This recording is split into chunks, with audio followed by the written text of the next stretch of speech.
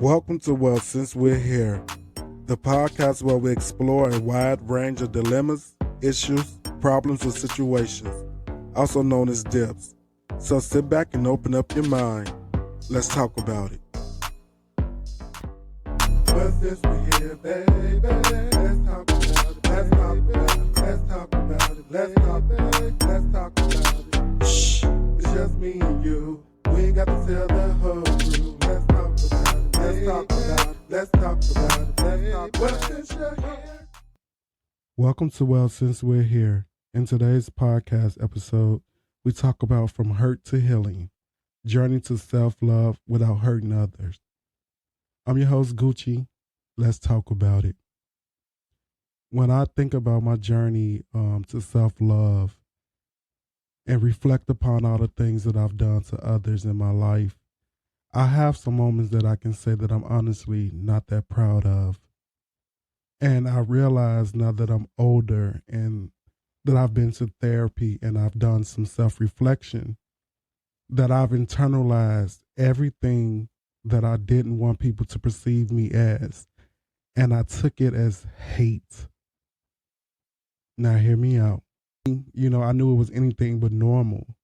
So again, growing up, in Chicago and coming from the family with the background that I have, being in the LGBTQIA was frowned upon, to say the very least. And I internalized who I was because I knew I was different, but different in what way? Different how? Why am I different? Who made me different? I didn't make this choice to be different. I just know that I'm different. And what seemed to be the most common denominator was hatred. That F word over there, or, the sign with the sugar in the tank hand gesture. And it was just like all these things that made me homophobic, even though I was a homosexual myself. And it's kind of ironic now because I always looked at myself as a champion, a fighter for the less than, the less fortunate. I looked at myself as somebody that bullied the bullies. I didn't like people to pick on others. And here I am being a bully. I despise everything that I internalized that somebody showed physically, or I was able to look at them and see part of me and hate them with passion. And I'm so thankful for having this journey to self-healing and being able to truly understand why it is that I felt the way I felt, in ways to correct the behaviors that I can. And I've come to the realization that I'm not perfect. Nobody is. And that sometimes I can be my own worst critic, but I still deserve grace, just like everybody else that I have terrorized deserve grace. So, part of this episode is a little therapeutic for me as well. Speaking from a standpoint of actually saying things to get off my chest, not necessarily looking for a forgiveness or anything like that, because I don't need forgiveness. I just need to understand and forgive myself. So I just want to be clear about that. I remember going to Boys Town for the first time and seeing men and women of trans experience and being fascinated yet scared and hateful at the same time. And I never understood why, because as an inclusive community, that's already marginalized, why be an inside perpetrator and keep pushing that same hatred? And what I discovered was anybody that reflected any side of me that I knew was quote unquote different, I couldn't be around. I couldn't be near them. And it reminds me of the situations when you walk into the room or the store and you see a guy with a female and or you think your gaydar knows that this guy fucks around, and the uncomfortableness, the stares, the female that uses her intuition, she stares at you, it's very uncomfortable. You go into other business establishments and You see other people from the community, and they want to, do things. Oh, he a bottom or he a top. Or I see you trade. Like, why? Why not just mind your business? Why not go on about your day? I see you. You see me. We see each other. Why? Why do we need to do all this fanfare? Speaking of, uncomfortable situations, it's been a lot of things in the press recently about, Dwight Howard and, the situation that he's going on allegedly of the SA situation. If you know, you know. And my whole thing is, if he is or isn't, why do you care? Why do other men care? Like, there should be more opportunity for you to beg the woman that you had no other chance of getting. If there's less men competition, is already more women, you should be glad that this guy is less competition. And of anything, a wingman, because he gets down and dirty with the girls, the tea, know what she wanted and all the real shit, But the point I'm making is why do we care? Why does it matter? Because you living on the down low. You want to expose people because you can't be in a happy relationship. You want to ruin his or hers. It's just time to grow up. You being hurt over a breakup does not help hurting him or her because you miserable. Misery loves company. Yeah, I've heard it. I know it's true, allegedly. But my journey is realizing that I fucked up and knowing how and why I did it so I can avoid it in the future. Sometimes it involved me knowing why they fucked up and signs that I could have seen to prevent this predicament. So every experience that you have is something good to take from it. And I take bits and pieces from every little relationship. And now it's like, I'm okay with being by myself because I have become a better man today. And that's something that I love about me. I'm able to admit my flaws. I'm able to admit my mistakes, my shortcomings, and I'm okay with it. Part of growing and development is basically trying to level up. To know if you vibrating low, you have to vibrate higher. To think deeply about, no, it can't be everybody but you. Honestly with yourself. Yeah, maybe I shouldn't have did that, or maybe I shouldn't have said this, or, I didn't have to do whatever I did. But this is the consequences. And instead of driving my pain and my agony, finding excuses, well, I only did this because I fucked up. How can we fix this? Or I fucked up. I don't want to be with you no more, and we done. But to sit there and act like you don't know what happened and I only did this because that's bullshit. Can't nobody else control your behavior. I just went through a breakup, and the most healing part of it all was, for me, was something that a really good close friend of mine told me. And this person said, basically, if you love somebody and you don't work out with them, then why not be proud of them for leveling up? Why not be proud of them for being grown enough to say, this ain't gonna work out? Why be mad? Why be upset? Because if you truly love that person, you truly cared for that person, then you can't regret spending a single moment of time with them.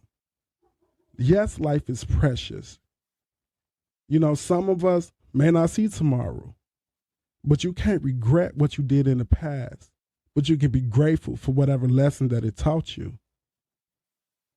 Yes, I was upset. I wanted to cry. I did cry. I cried a lot. I still cry.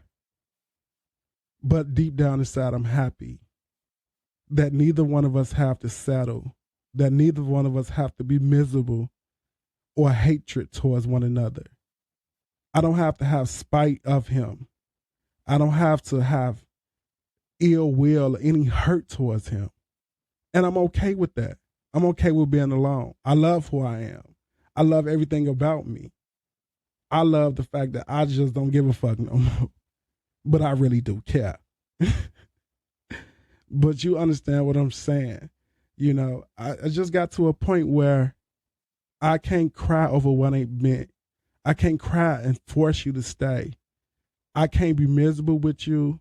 I can't force you to be miserable. And I damn sure ain't gonna let you make me be miserable. So I'm gonna be happy. I'm gonna be okay. I'm gonna say, what was the good that I learned from this relationship? What was the bad? Where's areas of growth? I treat that shit like a SWOT analysis. This is my strength. This is my weakness. This is opportunities and this is threats, bitch. Like my strengths. I know who the fuck I am. You can't tell me no different. My weakness. I know who the fuck I am. You can't tell me no different. Opportunity. Niggas always checking for me. Always in my inbox. Always saying hello. Bumping into me accidentally. And threats of you not doing your job one day, that opportunity, go take it. Like, that's just what it is. But deep down inside, real seriousness, like, I'm not bitter, I'm not upset, and neither should you be. Like, move on. Take some time to learn who you are. Take time to learn yourself. Love yourself. That's the reason behind my slaying of, I always remember to love yourself and like no one else will. Because if you don't take time to care for yourself, you can't be good for nobody else. Me sitting in the house cooped up, not wanting to go outside and live my life because I'm upset. That's depression. And we need to speak about that shit. It's okay to go seek help. It's okay to tell somebody how you really feel. Even if it's not reciprocated. This is my truth. I love you. And you don't love me and you don't have to. But that doesn't change because you don't. Because my feelings is true. They genuine. I don't want to be with you. That's absolutely fine. There's no reason needed. Because if it's that easy for you to say, we can't do this, then we can't. You know what I'm saying? I'm a fighter for love. But I know when it's ran its course as well. And there's nothing about it that's going to make me upset. Now, the old me used to be like, Beyonce ring the alarm type of shit, Like, I'm not teaching you how to do everything that I need you to do for another motherfucker.